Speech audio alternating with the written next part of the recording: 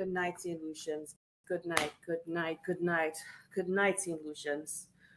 Good night, my fellow St. Lucians. Thank you so much for joining me here tonight. Thank you so much for joining me here on your Friday evening, folks. I want you to share the live, share it to your various WhatsApp groups, share it to your own Facebook profile, share it to your group, share it to your family.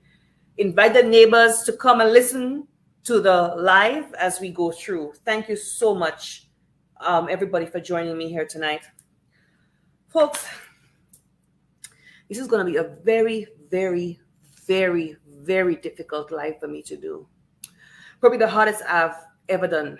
And the reason for that is this is such a delicate situation.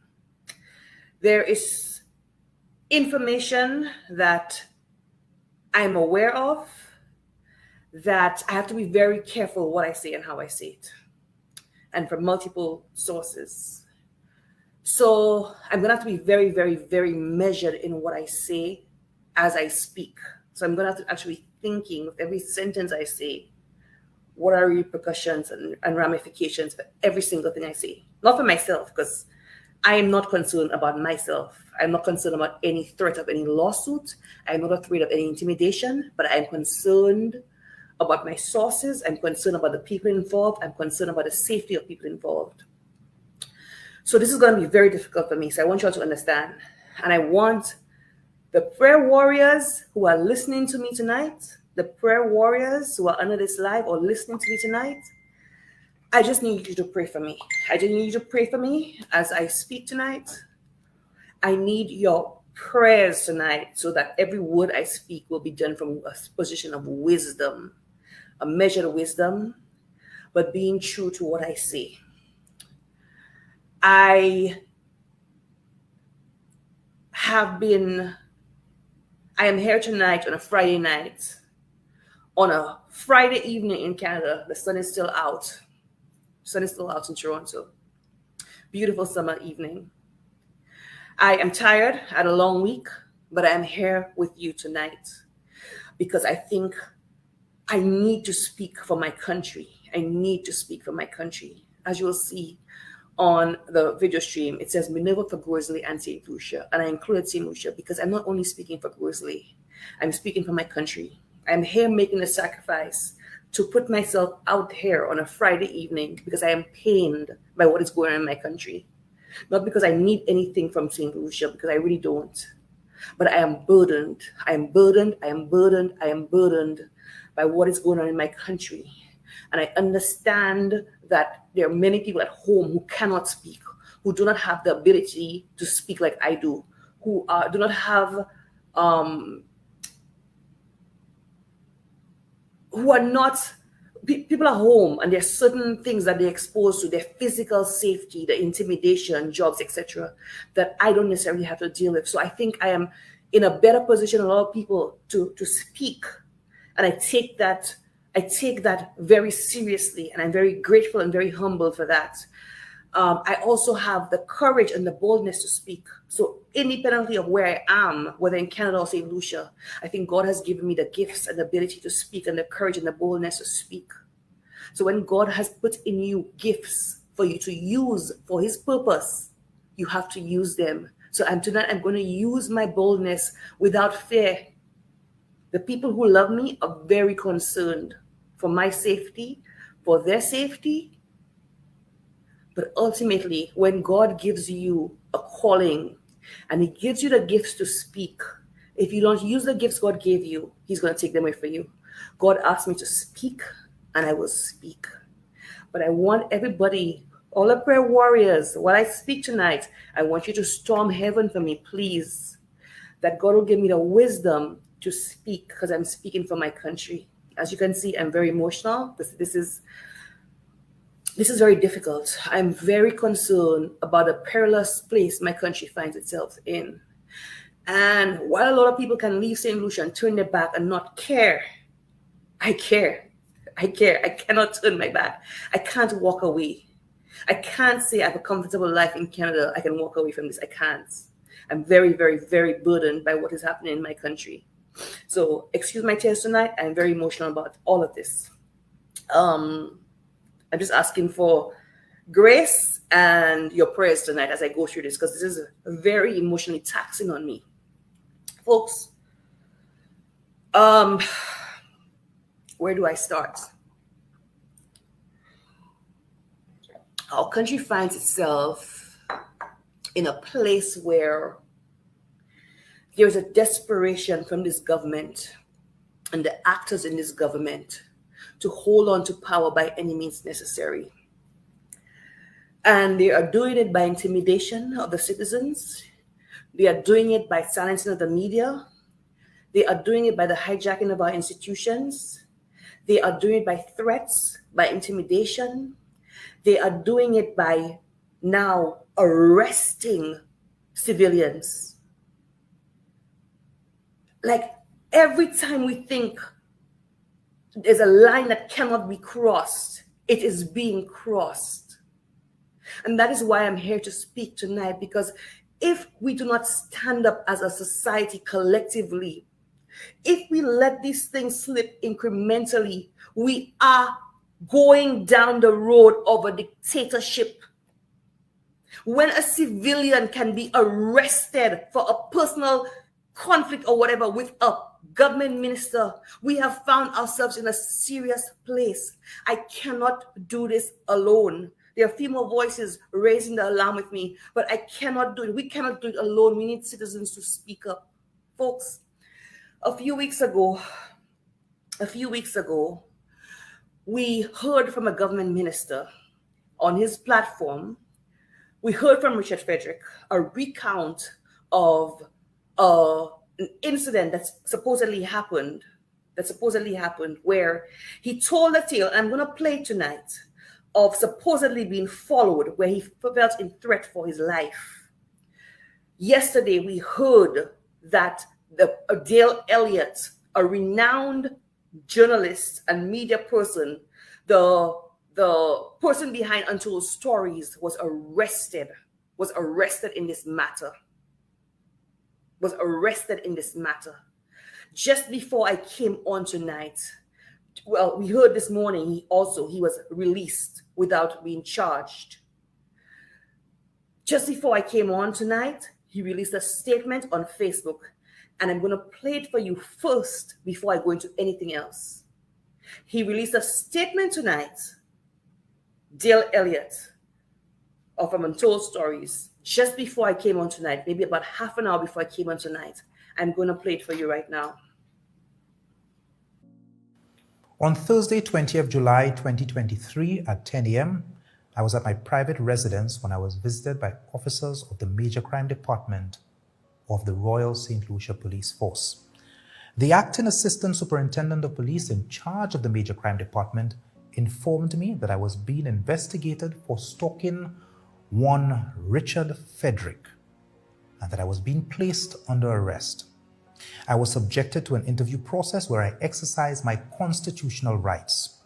Thereafter, I was told I would be kept in custody despite not being charged. Naturally, my attorney questioned the basis for my continued detention, as I am not a danger to the public nor flight risk. Interestingly, the acting ASP's decision to release me had to come from a higher command. My mobile phone was taken away from me, and I remained arrested and detained until 10 a.m. on Friday, the 21st of July, 2023.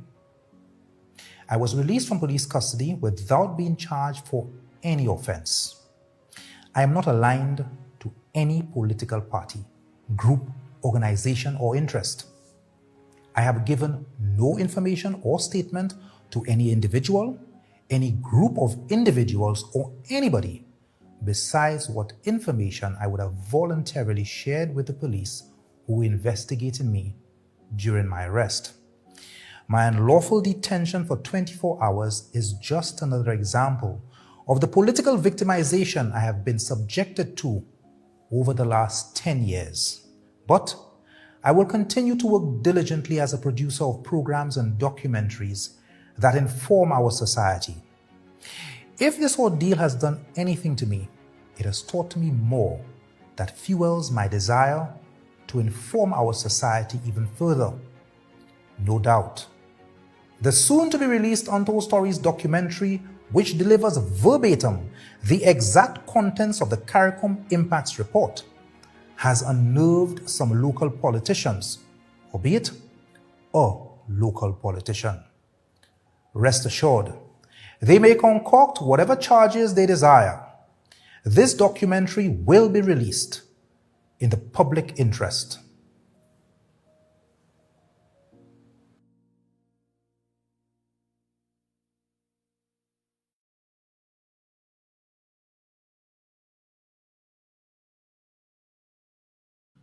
Folks, I'm going to play this again for you. I want you to hear this clearly, and I want you to digest every word. And I will stop and pause for you to take in what Dale Elliot is saying. Dale Elliot was arrested, and I thank all 1,100 viewers on this live right now. I thank you for joining me tonight, this Friday. Dale Elliot was arrested yesterday. Dale Elliot, for those of you who don't know, he's a producer of Untold Stories. He's one of the leading journalists in St. Lucia, maybe one of the few journalists in St. Lucia who has any level of journalistic integrity. Dale was arrested yesterday in the matter of a Richard Frederick, where he claimed he was being followed. And he was released today without charge. Without charge. As I understand, his cell phone has not been released to him. I'm going to get to that in a second. But I want to play this again for every word of this to sink in for you.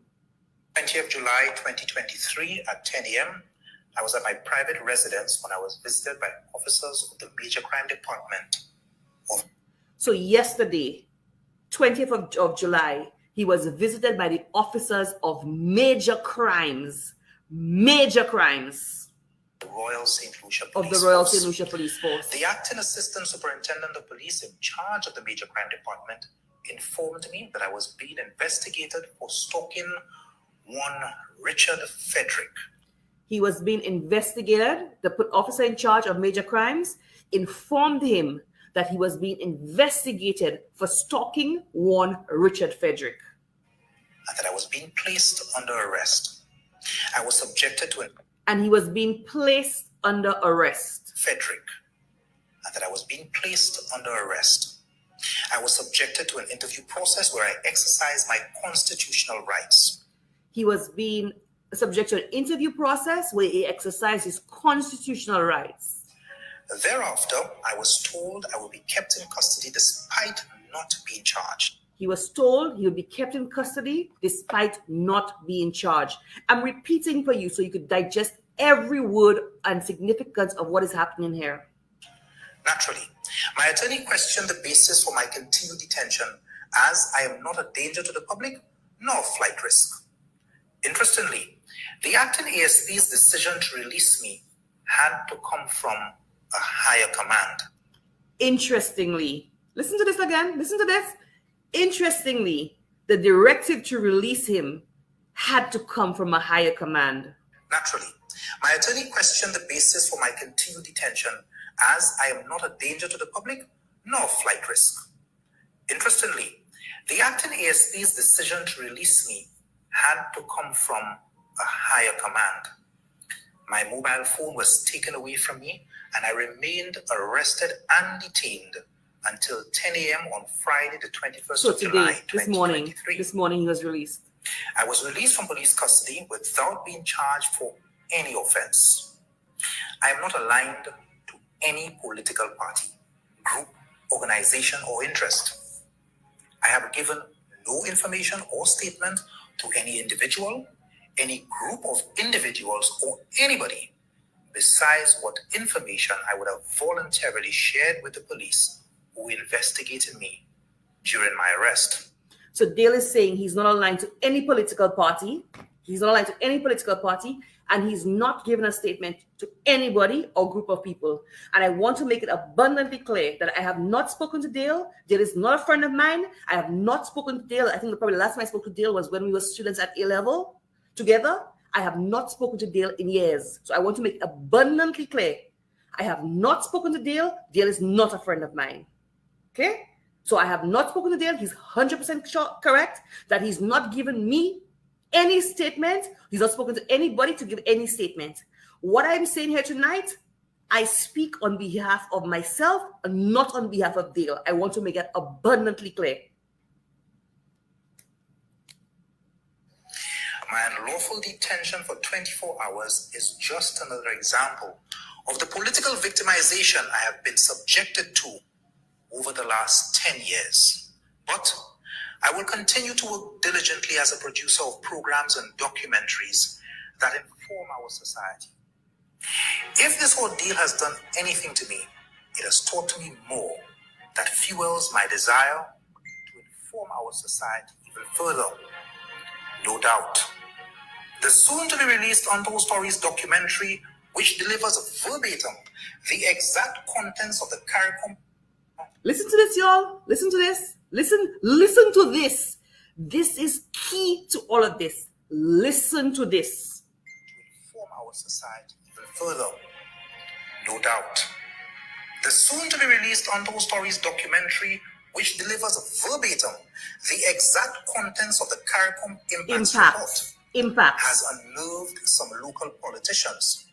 The soon-to-be-released documentary on impacts, the soon-to-be-released Untold Stories documentary on impacts has unnerved local politicians, especially one. Albeit a local politician. Listen to this again. Listen to this again. I want y'all to hear. No Listen. Doubt. The soon-to-be-released Untold Stories documentary, which delivers verbatim the exact contents of the CARICOM Impacts report, has unnerved some local politicians, albeit a local politician. Rest assured, they may concoct whatever charges they desire. This documentary will be released in the public interest. St.Lucia, we have found ourselves in a dark,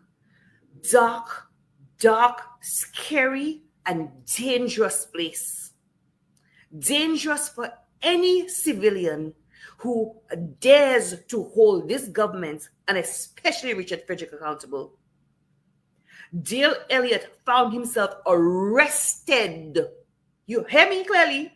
Dale Elliot found himself arrested on a trumped-up charge of stalking.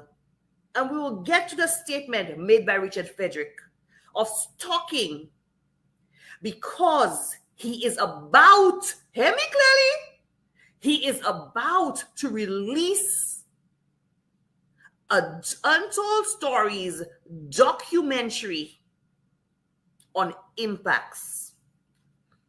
And folks, if you remember well, I heard Richard Frederick say, oh, they talk about murder. The electorate still voted me 4 times. They voted me 4 times. They keep talking about murder. We have all heard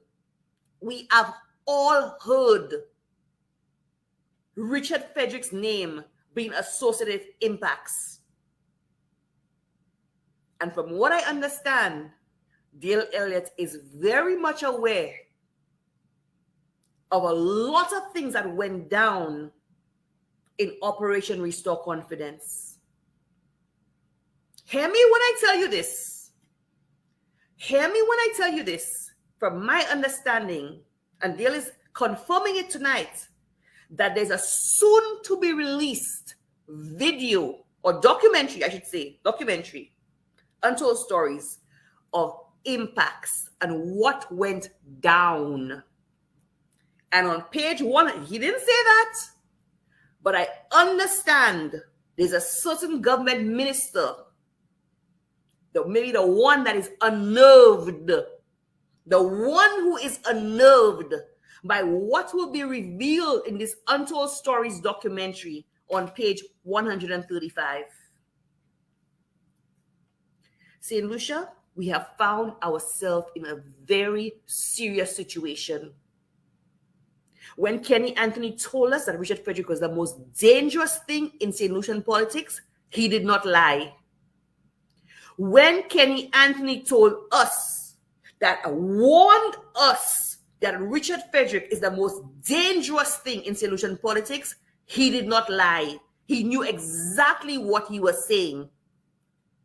When John Compton did not want Richard Frederick to run on a UWP ticket in 2006, John Compton knew exactly what he was saying. The people of Central Cashies insisted John Compton did not want Richard Frederick to run on a UWP ticket, and he knew why.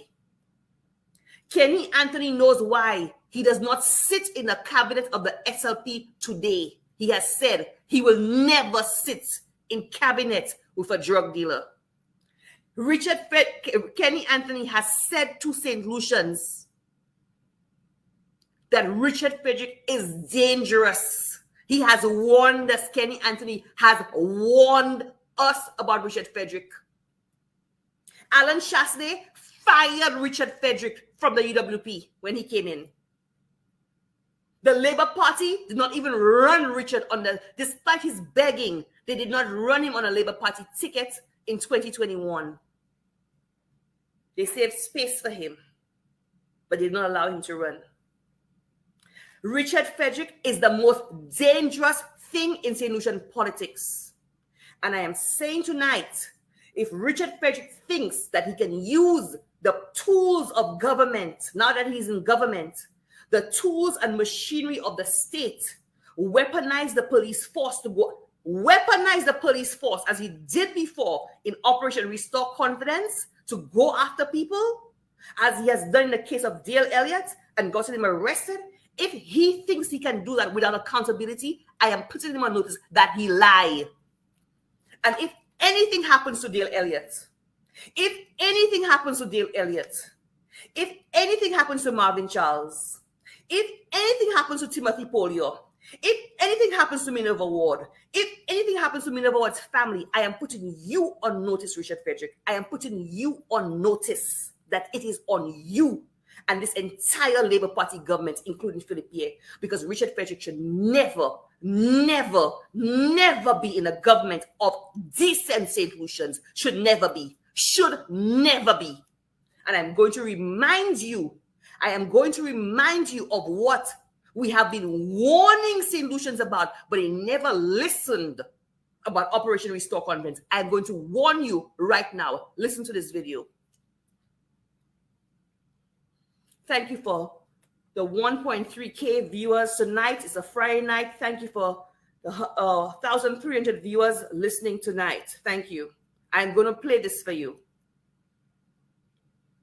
Politics breeds the strangest of bedfellows. How often have we heard this? But it is not often that a collection of sordid actions have all led to a 2021 political campaign like no other. Consider this. March 6th, 2006, a leaked U.S. government cable states, St. Lucia by-election won by suspected drug trafficker.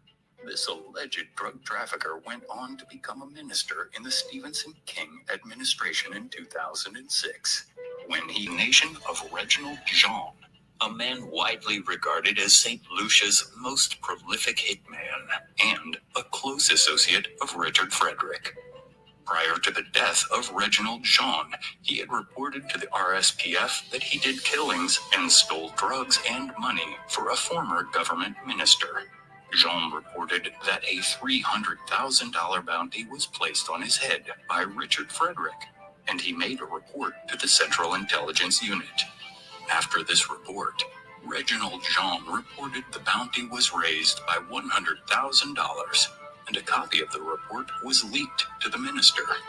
The Impacts report went on to state the very same minister gave instructions to members of the task force to kill one Betty Clark before the election. However, this plan was not supported, as Betty Clark had close ties with Sergeant Hilarion Emmanuel, and the report states that there is reliable information that she is in an intimate relationship with a very influential member of the party. In July 2021, there they are again. The very same Betty Clark who is now on bail for drug charges is supporting Stephenson King, the prime minister who protected her when Richard Frederick gave directives to assassinate her. There are 5 I'm going back to this a little bit. members of the party. In July 2021, there they are again. The very same Betty Clark who is now on bail for drug charges is supporting Stephenson King, the prime minister who protected her when Richard Frederick gave directives to assassinate her. There are 5 key questions St. Lucians need answers to.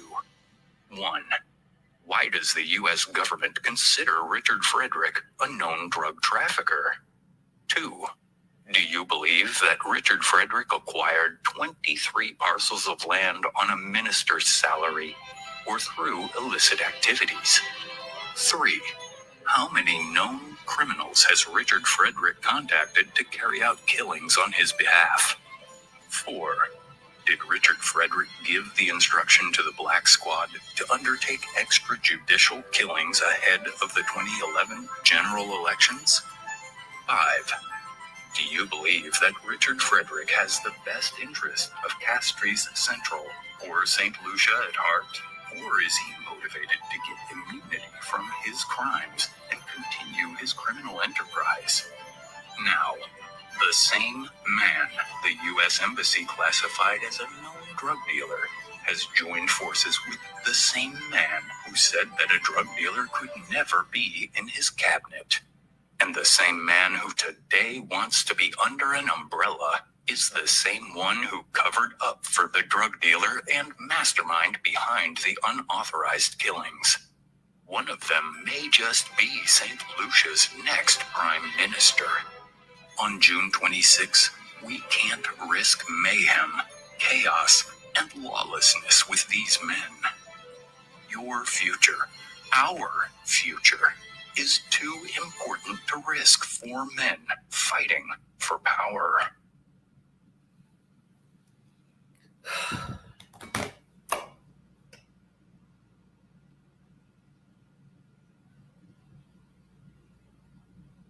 How did we end up here, St. Lucia? How did we end up here, St. Lucia?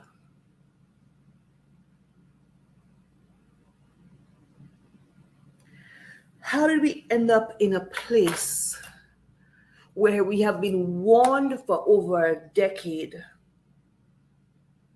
by Prime Minister Compton, Prime Minister Kenny Anthony, Prime Minister Alan Shastney, the only prime ministers who have ever been so weak to allow this guy is Stephenson King and Philip Pierre. How did we get here despite the warnings, despite all the evidence, despite everything? How are we in this place we find ourselves today, where we have this character in our government that he has now militarized our police force to target the media who is going to release the facts around impacts? How did we get here, St. Lucia, when journalists could be targeted and arrested to shut them up? And folks, when I started, I asked the prayer warriors to cover me in prayer. I am asking y'all tonight to cover Dale Elliot. And Dale Elliot is no friend of mine, so just let's be clear. But I am asking for y'all to cover Dale Elliot. Cover him. Cover Marvin Charles, because Marvin Charles is one of the few who dares to hold this man accountable. Cover us in your prayer. He's going after Timothy Polio of Newspin now. I'm asking for y'all to plead, pray, and cover us. Cover us. Because this person is a dangerous person. And we have crossed the threshold of making excuses for Richard Frederick, For those of you defending Richard Frederick, we have gone way past there. We have crossed that threshold of making excuses for this menace in our country. You all need to stop it. Stop the excuses. Stop the foolishness. And start holding government ministers accountable. Our country is sinking and going down the drain. We're going to make excuses for nonsense. We need to stop this menace. I'm going to play for you right now the account Richard Frederick gave to us of what happened, supposedly happened last month. And I want you to listen for yourself. And I want you to think for yourself. Stop acting stupid and just believing nonsense. Put on your thinking caps and start thinking. I'm sick and tired of the stupidness now. I'm sick and tired of the excuses. Our country's going on the drain. They're defending nonsense. Blatant nonsense. While some of us have to be fighting for St. Lucia. I shouldn't have to be here tonight. You should not have to have spent the night in jail.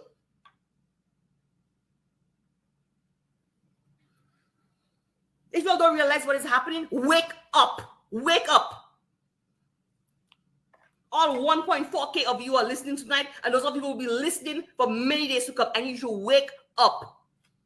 I'm going to play for you Richard Frederick's account of what supposedly happened that he got Dale arrested for.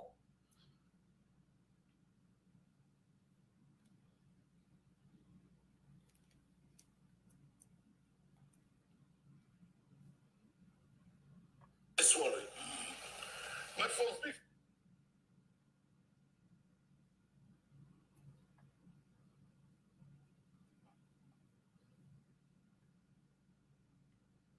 swallowing.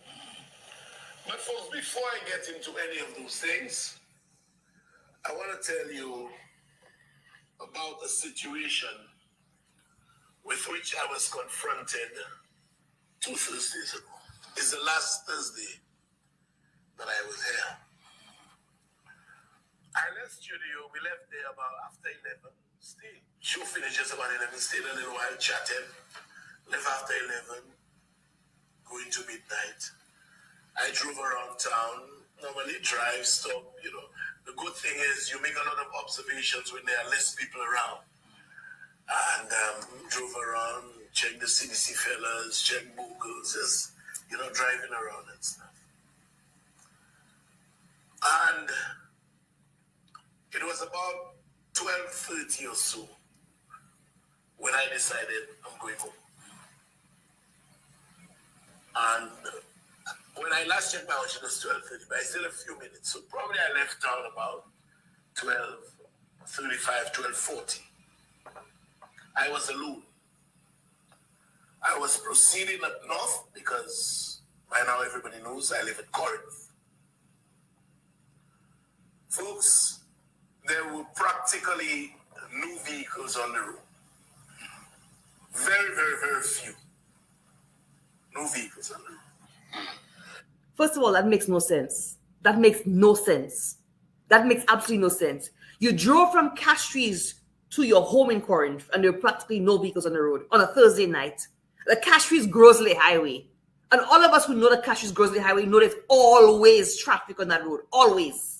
There are always vehicles going up and down. There are hotel workers leaving work. There are people up and down. So that makes no sense. That's the first lie. Imagine I drove to town, from town to my home without encountering one vehicle going in the opposite direction. Wow, okay. So the road was basically clear. I'm driving, I'm going home. I'm next to the airport on that stretch there, going to the first roundabout at the end of the airport. And I saw a vehicle following me in rather close proximity. So I sped up a little to create some kind of distance between myself and the vehicle. But so did the other vehicle coming very close to me. Wow. I felt very, very, very uncomfortable. Very uncomfortable. So So I went around the roundabout, the first one by the airport. And before I got to Beachcomber Gap, the gap going into Beachcomber, I pulled extreme left, almost stopping. I slowed down 1 mile an hour or so, almost came to a standstill. Folks, those of us who've driven the Castries Grosley Highway and that 4-lane, 2 lanes going up north, 2 lanes going down, each lane is fairly narrow. If you're driving and there's a vehicle driving behind you on the side, isn't that what's unusual about that? What's unusual for a vehicle driving behind you on a 4-lane? What about that is so unusual to have you so nervous from VG all the way through? That's a second flag that makes no sense.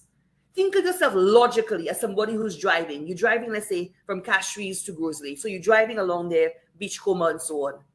A vehicle is driving next to you or behind you or whatever. What's so unusual about that? It's not an isolated road. It's not a country road. It's not an isolated place that have no other vehicles. That's a Castries Grosley highway. That's a Castries Grosley highway. So what is unusual about that to make you so nervous or to make you so unnerved? Second lie makes no sense. To permit that vehicle to pass. So I went around the roundabout, the first one by the airport. And before I got to Beachcomber Gap, the gap going into Beachcomber, I pulled extreme left, almost stopping. I slowed down 1 mile an hour or so, almost came to a standstill to permit that vehicle to pass. So the vehicle passed me. I'm now behind that vehicle. I told myself, if that person is in a hurry, let them go. I am behind the vehicle. But no, the person was not in any hurry. The person was not in a hurry. The person is now in front of me, driving at a moderate to slow speed. Like they want to stay close to you. But I'm behind them. Yeah, but they still want you all to be close. Yes. So when we got to the roundabout at Sunny Acres, the one just after the Castries Comprehensive School. Yeah, right. Sunny Acres roundabout, yeah. When we got there, my old police instincts asked me to keep that car under observation. The car went around the roundabout very, very slowly. Meanwhile, I passed going up street, and the car found itself behind you again. The car found itself behind him again. So he's saying the car's in front of him, but driving at a moderate to slow pace. He's driving behind. Now he's saying the car found itself behind him again. How did the car find itself behind you? Did the car jump over you? Did the car fly over you? How did the car find itself behind you again? You see, these are the lies Richard Frederick tells, and nobody challenges him on these things because he thinks people are stupid. How did the car find itself behind you? Did it fly? You obviously had to, if you're in front, if the car is in front of you and the car has found itself behind you, you are obviously driving at a much slower pace than it. You see what I'm saying? How did the car find itself behind you again?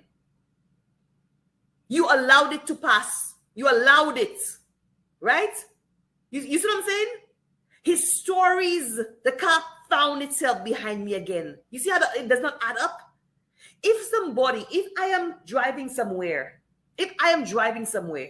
and I'm in genuine fear for my life, and I want to make sure that I am the car behind, that car is in front of me, there is no way I am going to ever drive at a pace that's faster than that car. If that car slow, I'm slowing slower than that car. You know what I'm saying? So there's no way that car would have found itself behind me unless you allowed it to pass behind you. So it does not make sense. It does not, the story is not adding up. His story is just, it's too many holes. So I said, what the hell is going on here? Behind me for the second time. I said, no. Something is telling me, boy, Richard, put yourself in a state of readiness.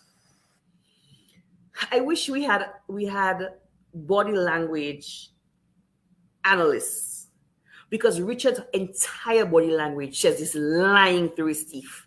Look at the body language. He's down, he's thinking as he goes along, he's not looking up. His whole body language screams lies, lies, lies.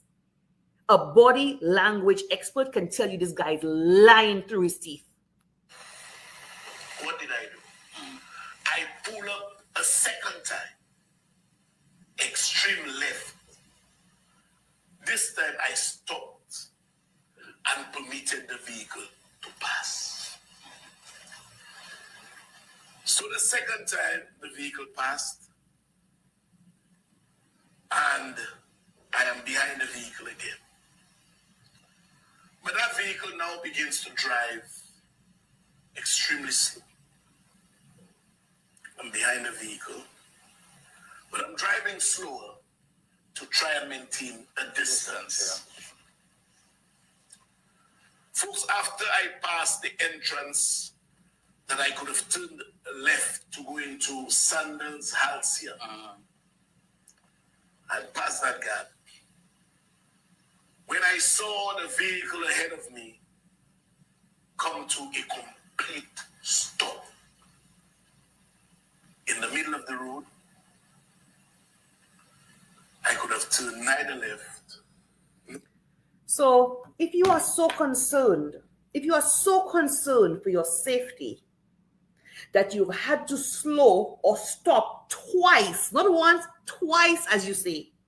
So a second time you said you came to a complete stop. The first time you came to an almost stop by Beachcomber.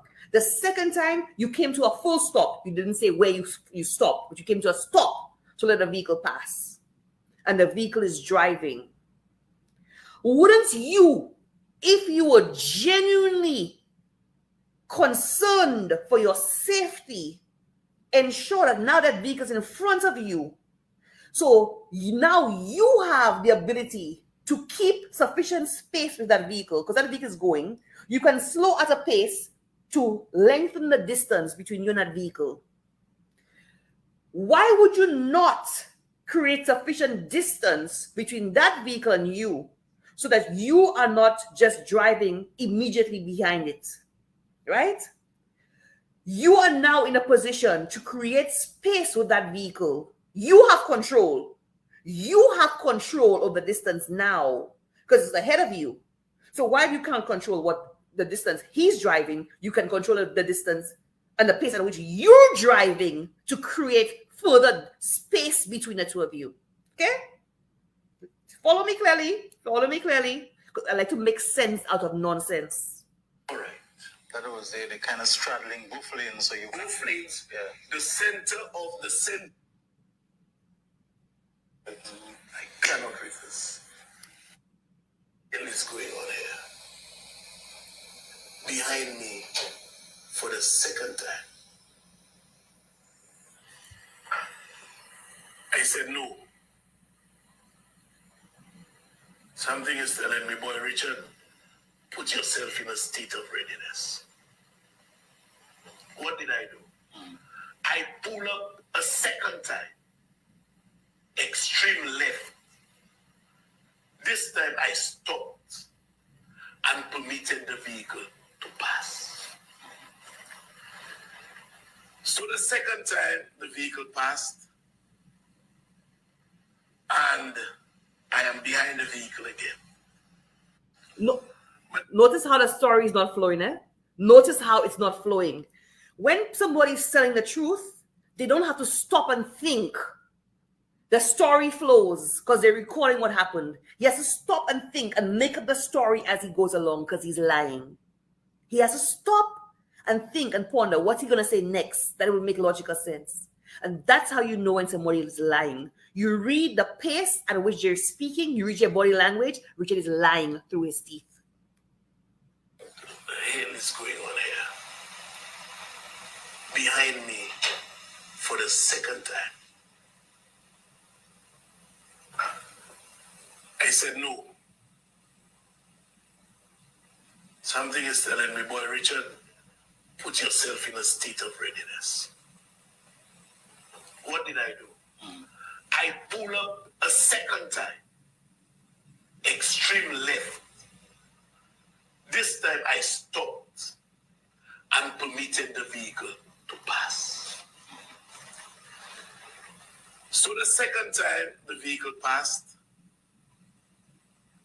and I am behind the vehicle again. But that vehicle now begins to drive extremely slow. I'm behind the vehicle, but I'm driving slower to try and maintain a distance. Yeah. Folks, after I passed the entrance that I could have turned left to go into Sandals, Halcyon, I passed that gap. When I saw the vehicle ahead of me come to a complete stop in the middle of the road, I could have turned neither left nor right. That was the kind of straddling both lanes, so you both lanes. Yeah. The center line was exactly under the center of the vehicle. Okay. And around there, the road is extremely narrow. Yes. I can't go left. I can't go right. I cannot reverse. I had no choice but to immediately stop. But my quick thinking told me, do not imprison myself in the car. Because if you are in the car and persons come at you, if there are two or more, they can just kill you. Yeah. Because you are in the car, your movements are limited. To be honest, folks, and again, it's police instincts. Stopping my vehicle, putting it in park, getting my firearm ready, and coming out in a state of readiness like that did not take me a second. All I knew is I did not want anybody in that car to come out before me. I would not have been able to move. I was afraid. I was truly afraid, and I was alone. And nobody attempted to communicate with you by shouting, hey, we stall, or we have a problem, or we have something. All right. So no hazard lights were put on, and nothing. I'm just saying, let people understand that you have a reason to feel uneasy. Oh, yes. Because if it was some issue that they had, you put on your hazards, you do something. Shelton, haven't given you the right to pass on two occasions. On the second, before the second occasion, you actually went around the roundabout to end up behind. I just want to establish it well in the minds of those you're explaining it to. So you got out and you put yourself at the ready. And then I came and I said, anybody who comes out, they will get it. The truth is, Shelton, and I'm in the center of the road. It's like 1:45 in the morning. I'm seeing no vehicles on the road. If a mosquito came out, the mosquito would have get it. Phallus, anybody. Anybody who had come out of there, I'm sorry, I would have defended my life. Anybody. I hope and pray that during that period, no car was coming in a northerly direction. Yeah. Because I was in the center of the road. Yeah. And someone coming, they would not be expecting to find two vehicles stopped in the road like that, at that point like that, not pulling on a side. That's correct. So I said, if anybody who comes out, they're going to get it. Well, nobody came out, nobody said anything. Nobody came out, nobody said anything.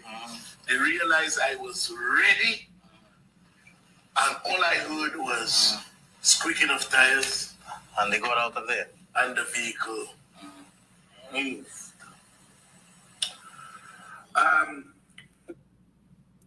Y'all believe that story, y'all?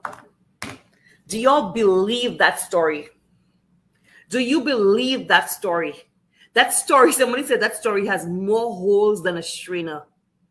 That story has more holes than a strainer.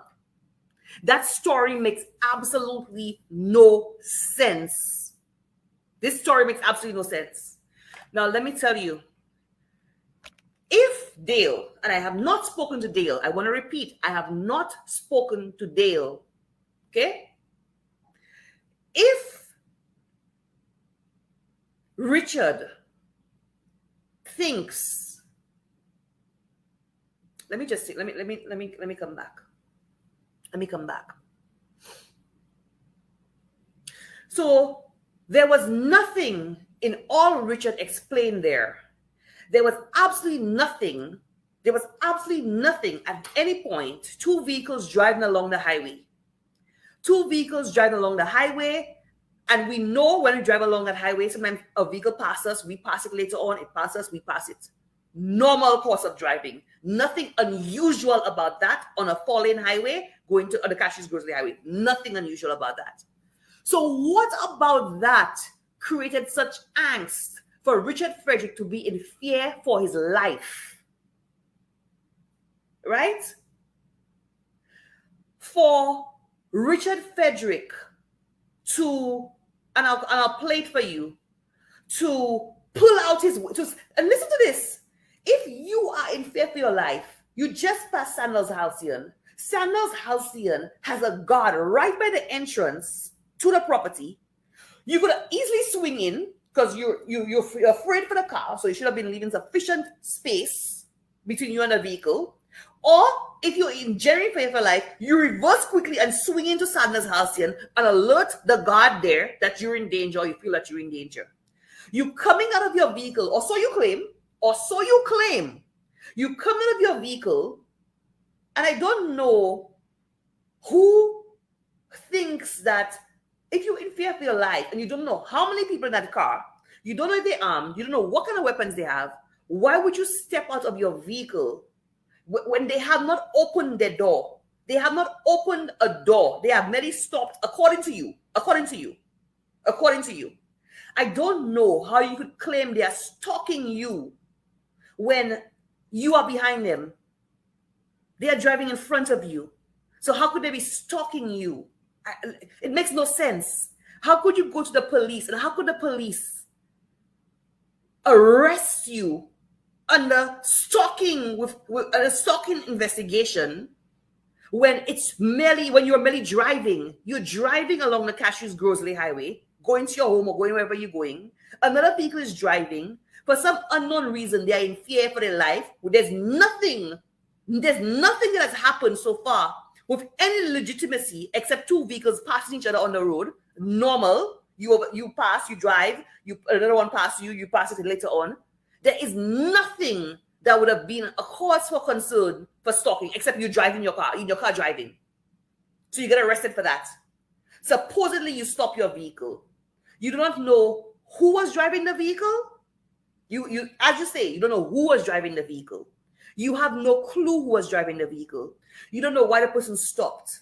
You do not know why the person stopped. But you come out of your vehicle, as you claim, gun loaded, about to shoot if anybody comes out, and you go to the police for claim of stalking? How does that make sense? That is totally irrational. And the Royal St. Lucia Police Force, you go to somebody's home and arrest them for that? Royal St. Lucia Police Force, you go to somebody's home and arrest them for driving their vehicle along the highway? Where is the stalking in this? Where is the stalking in this? Don't you see what is happening here, St. Lucia? Don't you see that the police officers who arrested Dale Elliot were directed by Richard Frederick to arrest Dale Elliot? Don't you see that entire story was concocted and made up? Don't you see that Richard is well aware of the documentary on impacts being done, that is almost finished? Don't you see that a lot is going to be revealed about Richard's involvement in Operation Restore Confidence and the black squad in the police force that was used to kill his enemies. Don't you see what is happening here? Don't you guys understand what is happening here? When Richard Frederick was last in power under the Stevenson King administration, and now the very same thing is happening. And Philippia is aware of the danger of Richard Frederick. That's why he refuses to put him in charge of the police. Refuses. That is what he wants. But Philippia is well aware of the danger. He is well aware of the danger of Richard Frederick. He is well aware. Let me tell you something. I can't reveal too much. I have to use wisdom in what I say tonight. But I am telling you, Philippia is very much aware of the danger of Richard Frederick.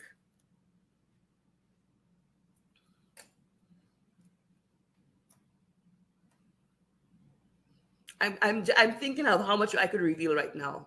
I'm thinking of how far I go in what I'm about to say. Hear me when I tell you this. I ask for wisdom in what I say and how much I reveal. So I want to choose my words very carefully. I don't want to expose people, but I'm telling you that Philip Pierre is very, very much aware of the danger of Richard Frederick.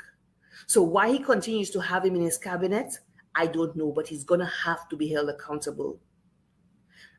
Philip Pierre is going to have to be held accountable for Richard Frederick. He militarized and used the police force as his own black squad in Operation Restore Confidence.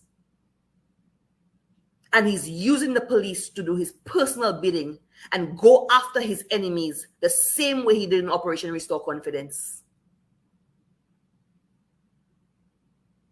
Hear me when I tell you this. This is what is happening here. And St. Lucians, we have to be very concerned. When a journalist can be arrested because he's doing a documentary that is about to air, that is about to unveil a lot of details about a sitting government minister, and a sitting government minister can concoct a story that makes no sense, that has more holes on a strainer, and can get him arrested. His phone taken from him. And all they have to do is plug in that phone to get the details, conversations, files, everything, including the impacts report. And his name is on page 135 of that impacts report.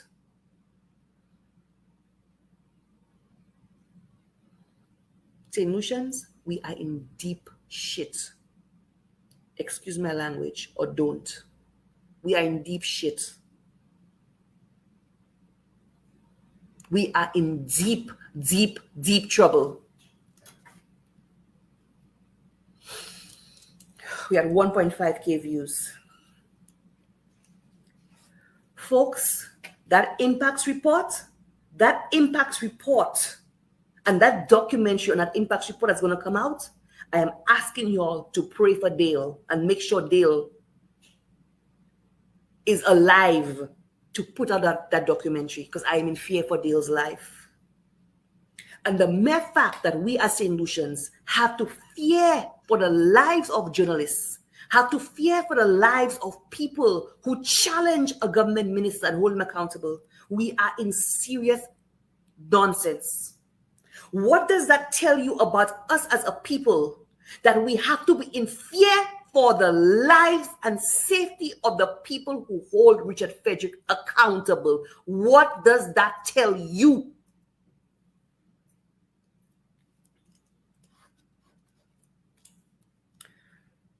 Folks, I am telling you, this government, let me just check my notes, sorry.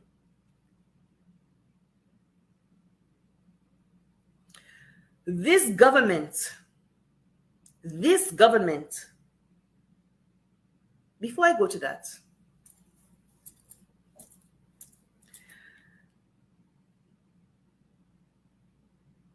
beyond that impacts report, beyond that impacts report and documentary that Dale is working on, that Dale admittedly is working on, that's about to be revealed. And like you said, Richard Frederick cannot stop it. Richard Frederick cannot stop that documentary from being released. Dale also is aware through interviews he has done in the past, and I'm gonna play some for you. I'm gonna play one of them for you.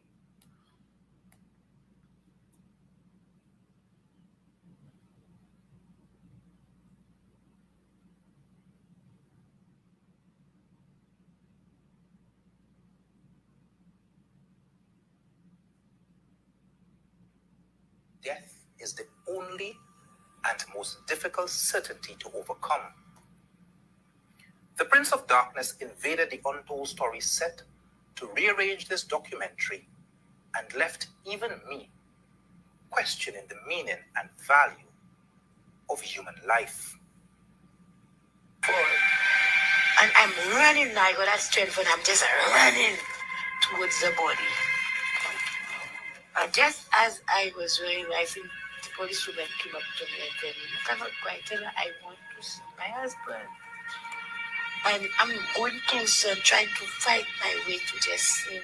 And then the closer I got to where I saw his heart and his shape, I'm like, oh my God, it's really you. I just felt like I just dropped.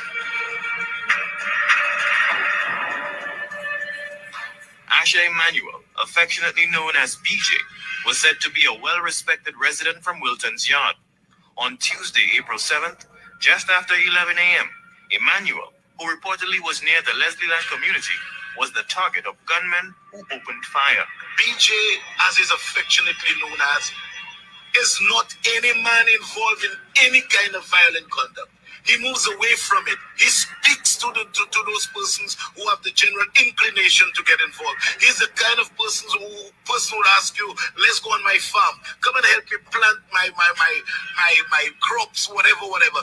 That is the kind of person that BJ is. BJ has never indulged in any kind of violent activity as such, I know. And for him to have met his demise in such a calculated, vicious manner is pathetic. She could have do for the children and the person to take care of life, so that's really hurting.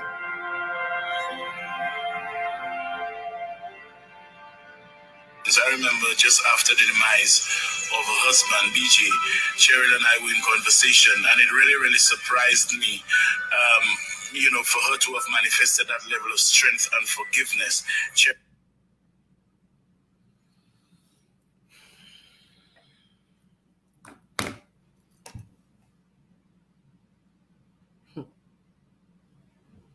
Folks, Dale has a lot of information from his interviews that he's done for Untold Stories over the years. Some that he's not been able to air. Dale was targeted. Dale was targeted. Dale's arrest was deliberate. That is not about no stalking. That's not about two people driving on the Cassius Grosley Highway. There's more to this.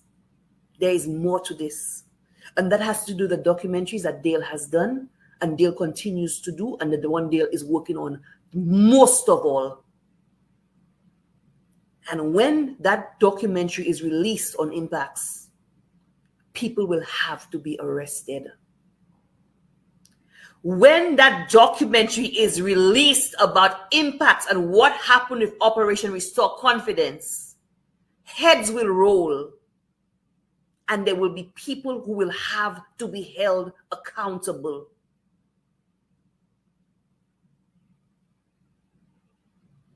For using our police force as a personal firing squad. People will have to be held accountable.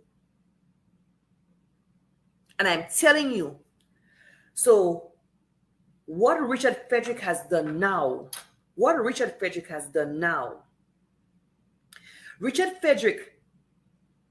as he said, and I'm not going to play the whole thing, he's basically said he went to the police commissioner has given him a very senior police officer, assigned a very senior officer to that matter.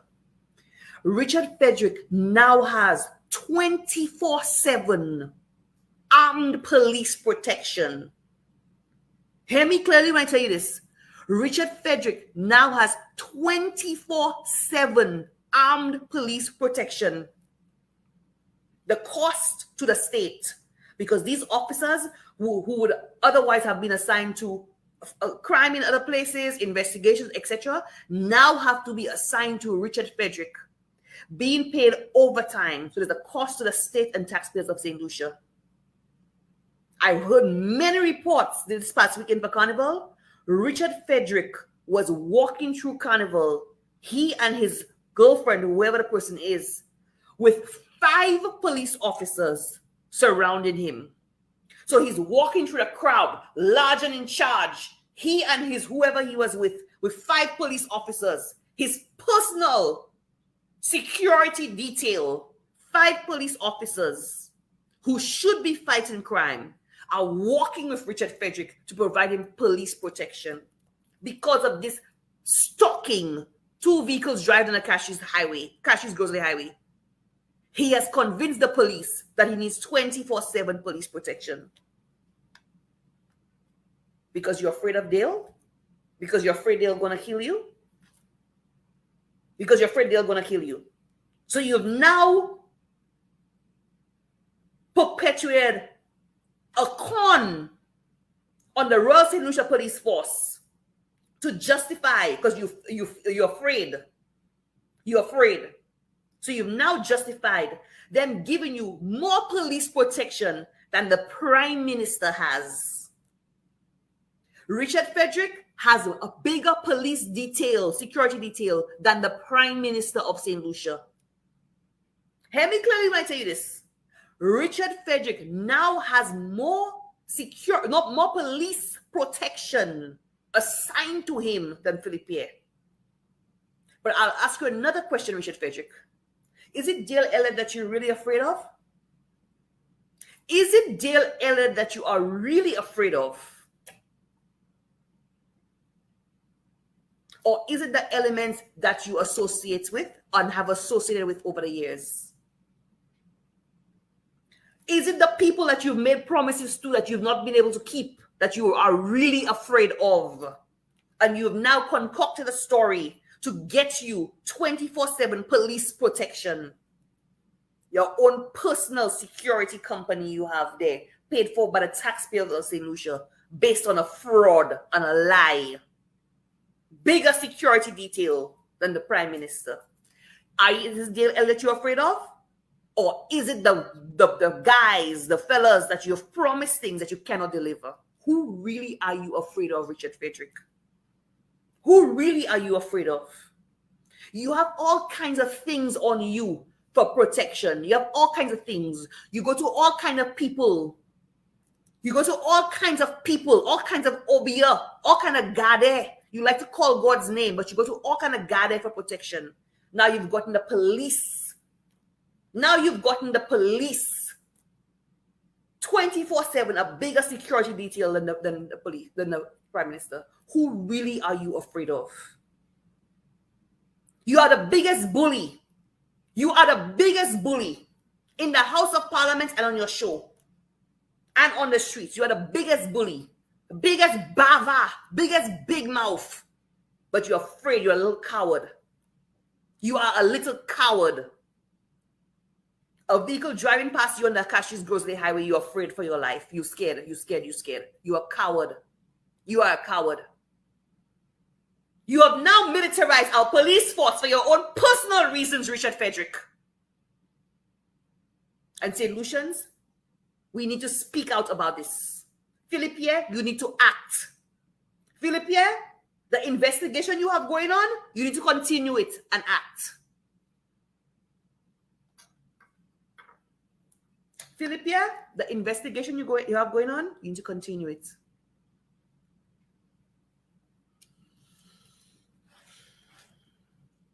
Folks, this government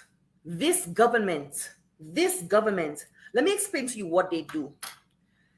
A society is supposed to have separation of powers. They're supposed to be independent institutions that are independent of the executive. When I say the executive, I mean cabinet. When I say the executive, that's an executive branch of government, I mean the cabinet. They are institutions that are supposed to be independent of the political reach of the executive and cabinet. They should never be directed by the political dictates of government ministers, prime minister, etc. They're supposed to operate independently. In a democratic society, these are the checks and balances you have to keep your society in check. When citizens of St. Lucia can no longer trust the police, when citizens of St. Lucia can no longer trust the police and the judiciary, we are in serious trouble. And let me tell you something. You know, I have a lot of regard for the police force. I have done lives over the years standing up for the police, standing up and defending the police, and asking St. Lucians to support the police and respect the police. I have done several lives over the years. I stand with the police. But when I see the corruption of our police force, and I'll tell you why I say that. I want to make it abundantly clear. I'm not attacking the police. I stand with the police. And the record will show that I have done several lives standing up for the police and with the police. And I continue to support the Royal St. Lucia Police Force. But it is an institution that has become corrupted by bad actors within the force. And in recent times, I have had to call out a few of them. When you can tell me the government is so insistent on putting their Ronald Phillip to head the police force, despite the 6 women who have said they have been sexually assaulted by him, yet the government, they refuse to investigate. And what they do, they promote him 3 times in 2 years. They put the last police commissioner there. What's her name? I forgot her name. The lady. I forgot her name now because she didn't even last there for so long. They put her there knowing she's about to retire. So he moves into her position, and as soon as she's gone, they knew fully well what they were doing. They had every intention of putting Ronald Phillip there, despite the claims of sexual assault they were aware of even before. But they are so intent on putting their guy there to do their bidding. It's the same thing they did with customs when they came in, to put somebody there who will drop the charges against Ernest Hilaire. When our institutions like our customs department and our police force and our judiciary is no longer independent from the political reach of this government, we are in trouble. And why do you think they are so eager to go to the CCJ? Why do you think they are willing to part ways with the Privy Council? The Privy Council has not been given the rulings they want because they feel they have greater control over the CCJ and the judges of the CCJ. Because a lot of those judges are very much aligned with the Labour Party in the entire Caribbean, St. Lucia included. This is no longer independence and separation of those bodies. And we are in deep trouble. When you tell me the police can go and arrest Dale Elliot based on the directives of a minister, we are in trouble. When you tell me a government can come into power, immediately move the police commission, move the customs controller, put their guy in, and immediately this guy dropped the charges without any explanation, drops the charges against Ernest Hilaire without any explanation. When you can tell me a prime minister can go to court with the minister to see that justice was served, when you tell me that this guy's doing what they want in parliament and they believe that the courts in St. Lucia will rule on their side, we are in serious trouble. I will read this for you.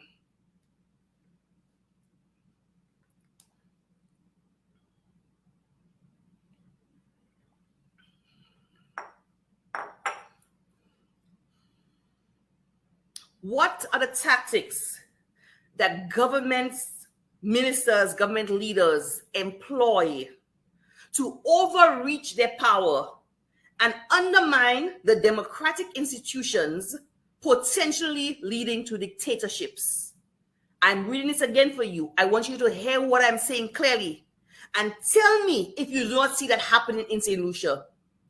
These are the tactics that government ministers use, not just in St. Lucia, all over the world. Government ministers, government leaders, prime ministers, presidents, etc. That's the tactics they use to overreach their power, to overstep the power of their position, and undermine democratic institutions, potentially leading to a democratic country becoming a dictatorship. I'm going to read them for you and tell me if you don't see that happening in St. Lucia. The first one, erosion of checks and balances. The weakening or circumventing the separation of powers. And that's what I just told you. When the executive is reaching into the police force to give instructions, when the government, the cabinet is reaching into the customs department to drop charges against government ministers, when the prime minister is going to court to see that justice was served, there is a weakening or circumventing of the separation of powers, which includes undermining the judiciary, legislature, and other independent institutions that are meant to provide oversight and balance. Number two, suppression of opposition. Number two, suppression of opposition.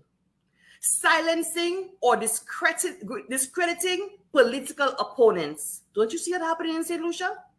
Silencing or discrediting political opponents.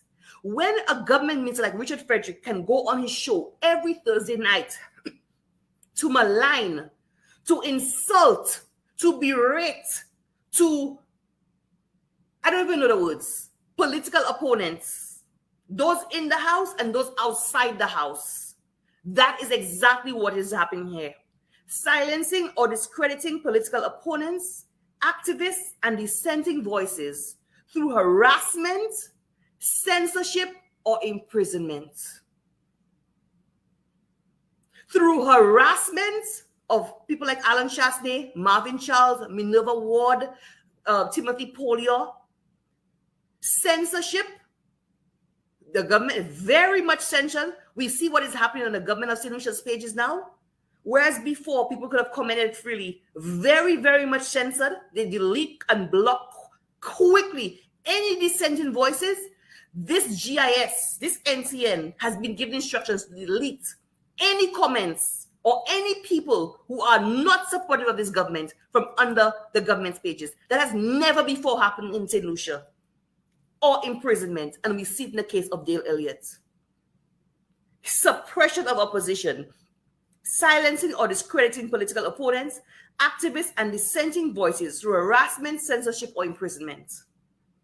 Control, number three, control of media, manipulating or controlling the media to disseminate propaganda, suppress dissenting information, and shape public opinion in their favor. And we've seen it. The St. Lucian media is all controlled by the St. Lucia Labour Party. All controlled. The one station that is not controlled by the Labour Party, Sky FM, and they got Sky FM off the air. The one media house that is not controlled by the St. Lucia Labour Party is Sky FM, and they have gotten Sky FM off the air. The Newspin is an objective program, not politically aligned. But Tim has been challenging and holding this government accountable, as he's held all governments accountable for the decades that Tim has been on air. And they have tried to suppress him. They have tried to frustrate him. Richard Frederick is launching attacks of Tim in the house, outside the house, maligning him, calling him bandy, short. He's bringing his dead mother into it, reminding him that he's come from Fula Show. All kinds of things. The next one, electoral manipulation, rigging elections. Folks, what went on at the Electoral Commission? What went on at the Electoral Commission last election? I'm hearing all sorts of things. I don't know for a fact. I'm hearing all sorts of things, but I will tell the UWP, make sure they are minding their business at the Electoral Commission. Gerrymandering. Gerrymandering, let me get you the official definition of gerrymandering. Let me get it for you. Let me get you the official definition of gerrymandering. Gerrymandering means to manipulate the boundaries of an electoral constituency so as to favor one party or class, to achieve a result by manipulating boundaries of an electoral constituency. And we know that we are going through the exercise. There are some constituencies like Rosalie that need to be split by virtue of the fact that there are too many people. It's too big for it's too many people to have in one constituency. So they're going through the process right now, and I'm asking to ensure we have our eyes on this, that it is done fairly, not just Rosalie. There are other constituencies as well. But to ensure that it's done fairly and there's no gerrymandering in the process. Because trust and believe, from everything this government has done, they fully intend to hijack every process to give them every advantage. Gerrymandering, or using intimidation to ensure favorable outcomes for the ruling party. The number 5, expansion of executive powers. Expanding the authority of the executive branch beyond constitutional limits, often citing national security or emergencies as justifications. And we've seen that happen with this government. During the period of COVID, when they refused to extend the state of emergency, they allowed the state of emergency to lapse, and yet they were locking people down. Yet they had curfews. You cannot do that. You cannot do that. You can only implement curfews within a state of emergency, because a state of emergency contains checks and balances where you must come back and account to Parliament for every single power and everything you've done under a state of emergency. When you are implementing curfews outside of a state of emergency, not only is it illegal, but there are no checks and balances to account to Parliament or anybody else for what you have done to suppress people's right during that time. Number 6, purging and appointments. Purging and appointments. Removing or replacing officials, judges, and civil servants with loyalists to consolidate power and prevent opposition. Purging and appointments. Removing or replacing officials, judges, and civil servants with loyalists to consolidate power and prevent opposition. The list is so long, I can't even begin. The list is so long, I cannot even begin. But this government is interfering with the judiciary right now. This Labour Party government is interfering with the judiciary of St. Lucia right now. That is where they're interfering. The police force, customs, all departments, all statutory organizations, but more concerning for me is the judiciary.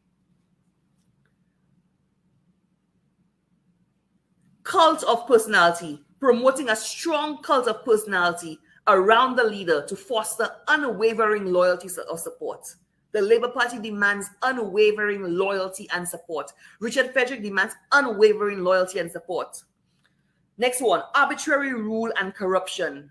Ruling through arbitrary decisions, favoritism, and widespread corruption undermine the rule of law and public trust in institutions. Exactly what I'm saying.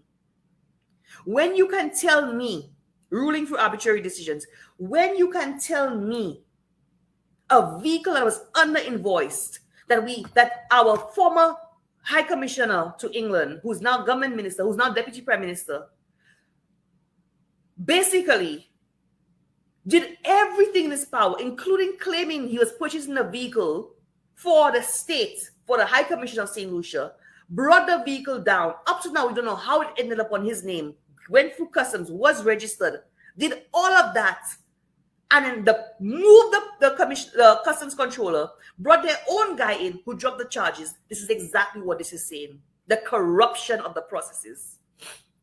When you can tell me you are selling land less than half of the valued price to a 27-year-old with no history of property development. SLASPA does not want the land because it's too expensive to develop. But a 27-year-old with no history of property development pays for the land cash at half the price. You buy a building from the lawyer of housing.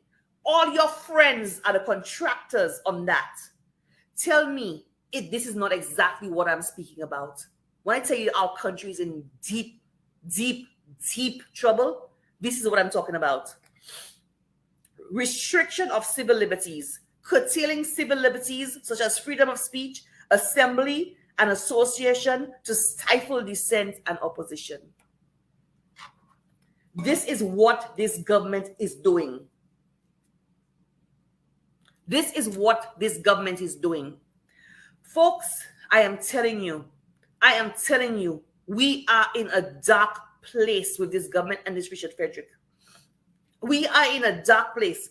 And St. Lucians, we need to stand up. We need to stand up. I'm going to end here, but I'm going to play Dale Elliot's statement that he made tonight just before I went on air. Just before I went on. I'm going to play his statement for you again.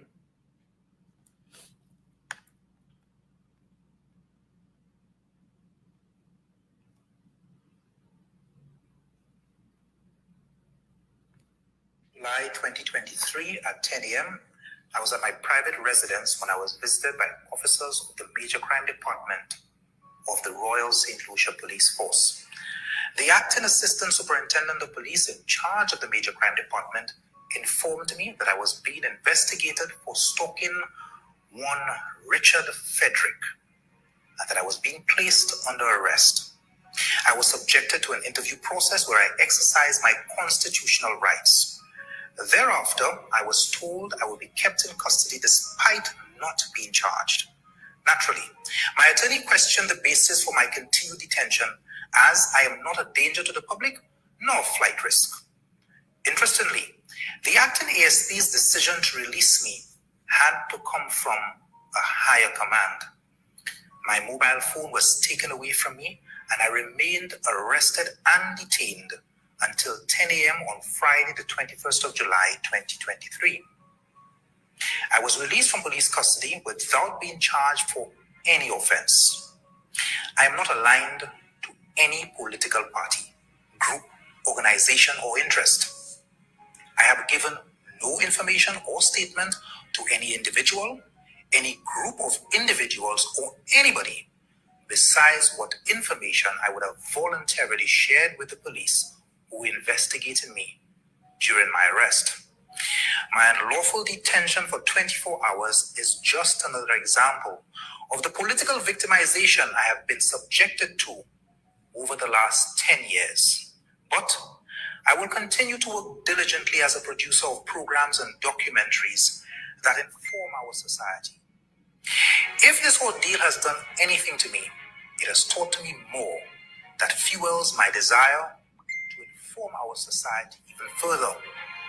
No doubt, the soon-to-be-released Untold Stories documentary, which delivers verbatim the exact contents of the CARICOM Impacts Report, has unnerved some local politicians, albeit a local politician. Rest assured, they may concoct whatever charges they desire. This documentary will be released in the public interest. Will be released in the public interest. This documentary on impacts, Richard Frederick, you can jump high, you can jump low. It will be released in the public interest. And if any of y'all touch Dale, we know who's responsible. This documentary on impacts, Richard Frederick, you can jump high, you can jump low. It will be revealed in the public interest. And I'm going to play for you again the one where we were warned. Let me get it for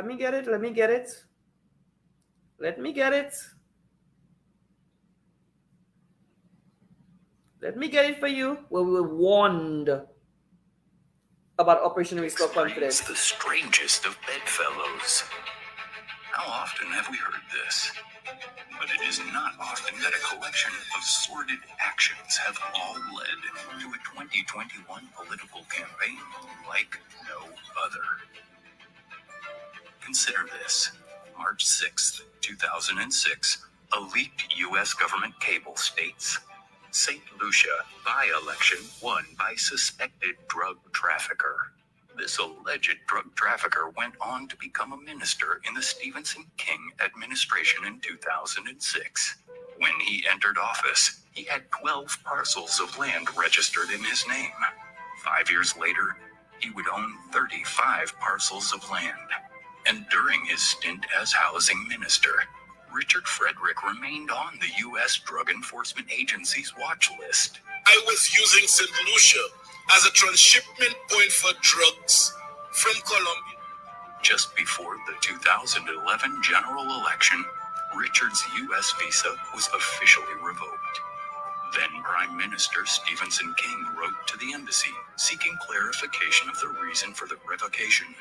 The embassy responded in one sentence, quote, "The same reason we told you," unquote. Frederick applied for a reinstatement of his visa in 2012 and was again rejected.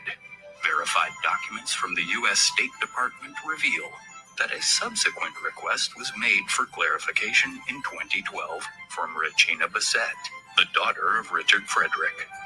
The embassy's response was clear. Quote, "Mr. Frederick was ineligible to receive a visa under Section 212A2CI of the Immigration and Nationality Act of the United States. Under this section of law, any individual who a consular office knows or has reason to believe is or has been a drug trafficker is inadmissible to the United States." The document further states that no further action on Mr. Frederick's case is possible. Simply put, his visa will never be reinstated. Stephenson King downplayed the situation, but he could not downplay the Impacts investigation. Page 30 of the Impacts report dealt with the assassination of Reginald Jean, a man widely regarded as St. Lucia's most prolific hitman and a close associate of Richard Frederick. Prior to the death of Reginald Jean, he had reported to the RSPF that he did killings and stole drugs and money for a former government minister. Jean reported that a $300,000 bounty was placed on his head by Richard Frederick, and he made a report to the Central Intelligence Unit. After this report, Reginald Jean reported the bounty was raised by $100,000, and a copy of the report was leaked to the minister. The Impacts report went on to state the very same minister gave instructions to members of the task force to kill one Betty Clark before the election.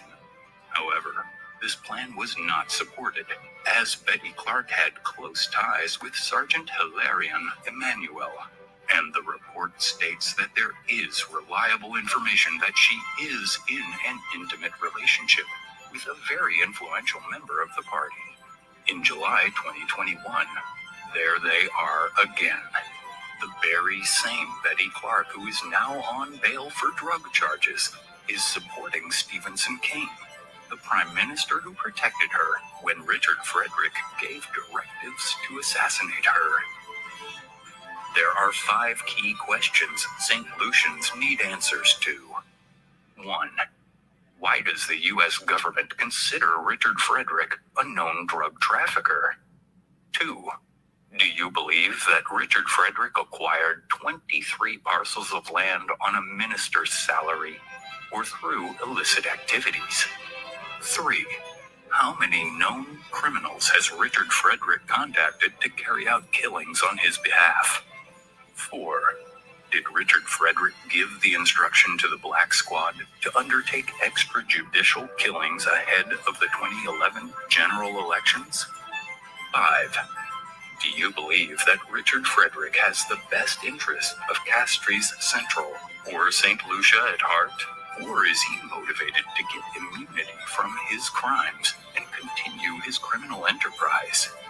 Now, the same man the U.S. Embassy classified as a known drug dealer has joined forces with the same man who said that a drug dealer could never be in his cabinet, and the same man who today wants to be under an umbrella is the same one who covered up for the drug dealer and mastermind behind the unauthorized killings.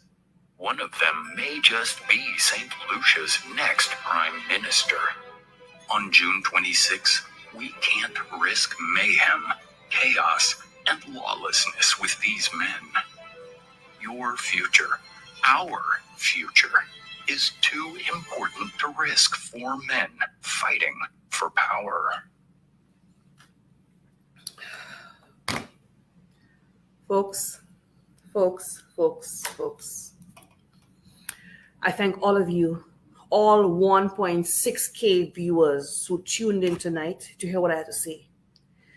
I know that you're just as concerned as I am about my country. I know that you are very, very, very concerned about the state that St. Lucia has fallen into. This government seems to just be distracting, and they think that events like jazz and carnival, and I'm not hitting jazz or carnival, okay? I want to be 100% clear. I'm not hitting jazz or carnival.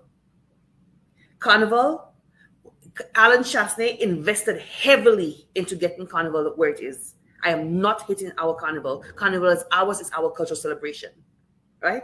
I'm not hitting any of these events. But this government thinks that they can use these events to distract people, so satiate them with fetting for a while, that they will forget the dark and dismal state that St. Lucia has found itself in. This government is imposing, while people are fetting for carnival, they pass that 2.5% security and health levy, basically taking VAT up to 15%, and it's because it's a compounding tax, it will actually be more than 15%, because you are going to pay tax upon tax. So you're actually going to end up paying more than the 15%. This is a state this government has found itself. And this morning I had a post. I said, if Alan Chasney was in power now, our brand new world-class state-of-the-art St. Jude's Hospital would have been finished by now. Our Hiranor International Airport would have been well underway.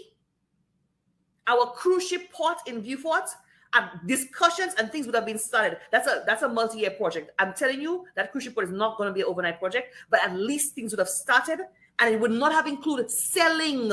It would not have included selling our cruise ship ports in Castries and Soufrière to any foreign entity. So our cruise ship port, things would have been in process. Hiranor International Airport, the new airport, the beautiful airport, the plans would have been well underway through the airport departure tax, and will be owned by us, not a foreign power. St. Jude's Hospital would have been finished. Our brand new state-of-the-art world-class St. Jude's would have been finished. Alan Chasney did phase 1 of the Castries redevelopment. We would have been on phase 2 or phase 3 by now. That Millennium Highway would have been completed by now. That Grosley Highway would have been completed by now. If Alan Chasney was still there. And he would not be increasing VAT back to 15% like this government is doing. And they are boasting about 18% growth. Well, the economy was shut down and reopened. There was no growth. And the economy contracted because everything was shut down, and when it reopened, it swung back the other way. You're taking credit for something that you did not do. You're taking credit for something you simply did not do. You're boasting about lowest unemployment figures when the report says you cannot compare to previous years. So you're taking claim for things you cannot do. Our corruption rating, Richard Frederick comes and says we're the highest corruption. That is simply not the case. That is simply not the case. I don't know if he doesn't know how to read statistics, or if he's just a plain liar, or he thinks St. Lucians can't read for themselves, but that is not the case. This government has accomplished nothing except misery and hardship on St. Lucians. Misery and hardship, and they think that all they have to do is jazz and carnival and everything good. Yes, jazz and carnival is good for a while. It brings in economic activity. I'm happy that the local vendors, etc., can make some money. I'm happy with these events. I have no issue with these events. I have no issue. But let's get it clear. We need sustainable development, not just events for partying for now and they're gone the next day. And this dark and dismal place our country finds itself, this abyss where government is militarizing the police force to settle personal disputes and to intimidate people into silence, to suppress opposition voices. When you have a Richard Frederick who is bullying, attacking, all kinds of lawsuits. And Richard Frederick, you can file all the lawsuits against me you want. You will not stop me from talking. You can file all the lawsuits. You just start filing lawsuits. You can file more and more and more every day. You will not stop me from holding you accountable. You will not stop me from holding you accountable. I will hold you accountable every single day because you have perpetuated the greatest con on St. Lucians. And there was nobody challenging you and keeping you in check. You were allowed to lie to St. Lucians, and there was nobody coming and rebut what you're saying. Well, I am here to challenge you, to tell you you have no credibility, to tell you you're a liar, and to challenge the lies you continue to tell St. Lucians. I will challenge you and I will hold you accountable. And there are others now who are no longer afraid of you, who will hold you accountable too. But I'm putting this on Philippe. I am putting this on Philippe. Why do you have a man like Richard Frederick in your cabinet? You need to act, Philippe. You need to act. You need to act. Our country is getting to be a very dangerous place where our institutions are being compromised. The independence and the checks and balances of our institutions are being stripped. And we have gotten to a very dark and dangerous place. St. Lucians, all of you who joined me tonight, we reached 1.6K views tonight. Thank you so much for listening to me tonight. Have a safe and wonderful weekend. We are now at over 50 murders in our country for the year, and we are just in July. Last year, we broke a record. We reached up to 76 murders. We are in July, and we are over 50 murders for this year. Our country is in a state. And that is why I am here tonight on a Friday night when I could be anywhere having a nice dinner, a glass of wine in a restaurant, Subway in Toronto. I am here talking to you because I care about my country. I am here talking to you because I care about my country. And that is why I say Minerva for Grosley and St. Lucia. Because I'm here just more than just for Grosley. I am here because I am concerned about my country and the place we have found ourselves. And St. Lucians, we cannot afford to stay silent. If you love our country, we cannot afford to stay silent. We need to raise our collective voices and speak out against what is happening in our country, regardless of political affiliation. This is not about flub or label. We need to, as St. Lucians, raise our collective voices. St. Lucians at home, abroad, wherever you are, we need to speak out against what is happening. We cannot afford to stay silent. We will be complicit in our silence. Join me in raising our voices and speaking out against what is happening in our sweet, sweet, sweet country, y'all. Good night, St. Lucians. I love you again. I'm asking for your prayers. I'm asking for your prayers. I'm asking for prayers of those of us who are bold and courageous enough to challenge this government and hold them accountable. Not just this government, but to speak out against ills in our country overall. I am asking for the prayers, your prayers tonight for all of us. Prayers of protection, prayers for our country, prayers for the leaders of our country, for wisdom, for guidance, for direction, for them to do what is right. I'm asking for that tonight, St. Lucians. So I leave you tonight. I'm going to play some music while I exit, but thank you so much for joining me tonight, St. Lucia. Thank you so much.